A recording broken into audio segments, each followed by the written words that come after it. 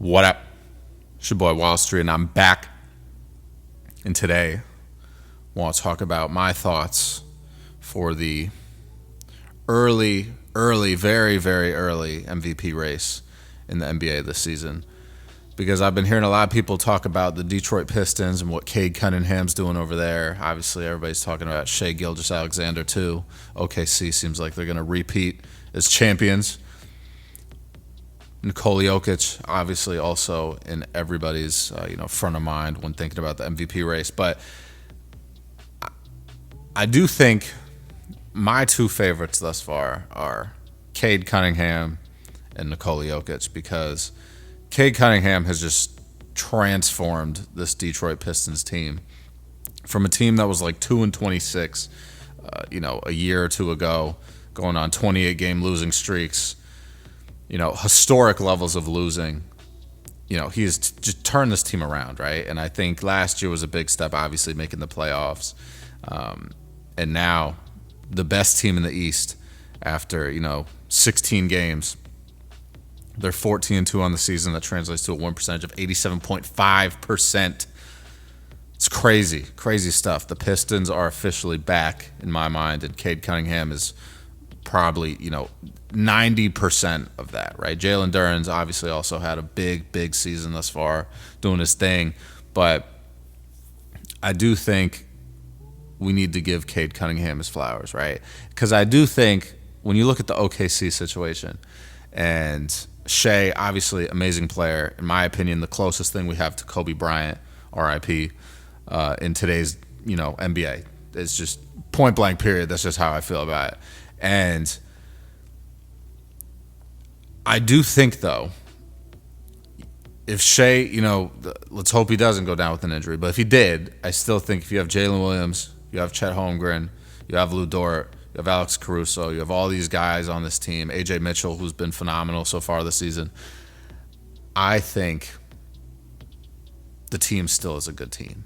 I think if Cade Cunningham's off the Pistons, this team is just, you don't have a team anymore. So that's not to knock all the players on the Pistons. Like I said, Jalen Duren's great. Duncan Robinson's been a real big piece for them.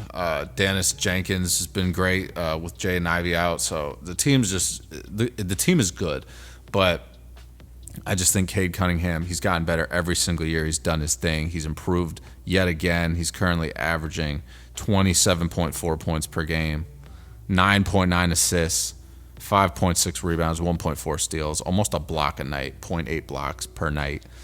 And he's played 13 of the 16 games so far this season for the Pistons. So he's got to improve, his three-point shooting. But the craziest thing is he's shooting 29% from three, and they're the best team in the Eastern Conference. It's insane. I also, I say all of this, too, to say that, Nikola Jokic, in my opinion, should have won MVP last year. I felt like Shai, as good as he was and as good as the Thunder were, Jokic is doing so much more for his team than Shai is doing. And that's not to knock Shai, but it was for context too, right? Let's talk about it this way, because this is the way I put it last year, where I was like, it doesn't make sense how you don't give him the MVP, right? So he's won MVP 3 times. And last year was his best year of his career. 29.6 points per game, 10.2 assists per game, 12.7 rebounds, shot 58% from the field, 42% from three. Okay? Doesn't win MVP. Yet he's won 3 other times while not doing that, right? This season is doing even better.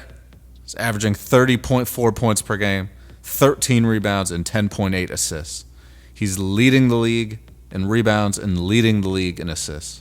I don't know if that's ever been done before also. So that would just add to his resume, another thing that no one else has done, Nikola Jokic is doing.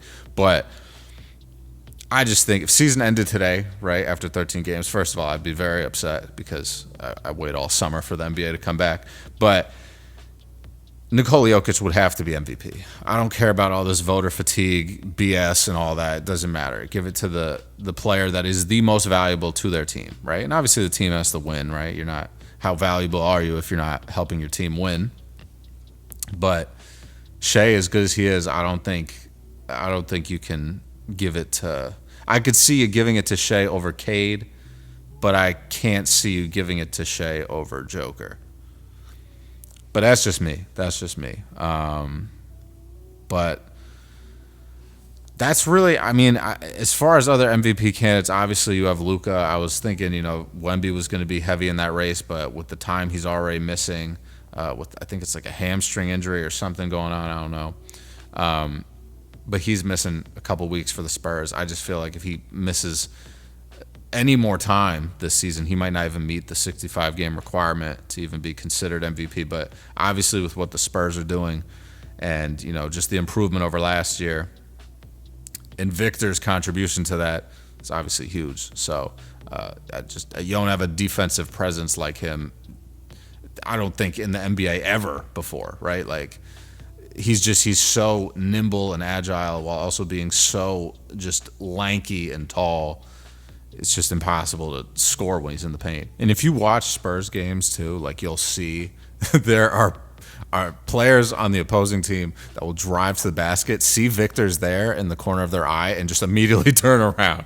It's the craziest thing ever. I've never seen anything quite like it. But like I said, I don't know if he's going to be able to actually win MVP this year just because of his availability. We'll see how that pans out. I hope he stays healthy because he's on my fantasy team, and I'm feeling it right now for sure. I need his points back.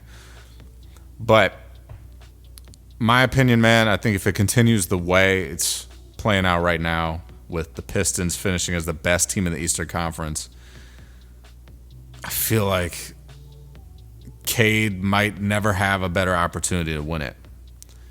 And the only thing, in my opinion, that should stop him from winning it is Nikola Jokic. And obviously the Denver Nuggets are right behind the Pistons in the league overall, sitting at third place overall in the entire league. Pistons are at number 2 behind the Thunder. Denver is 12-4. Detroit is 14-2. So we'll see what happens, guys. But let me know what you think in the comments down below. We'll catch you guys later, man. Stay up, stay blessed, stay safe, stay humble, handle business, stand on business. Peace out.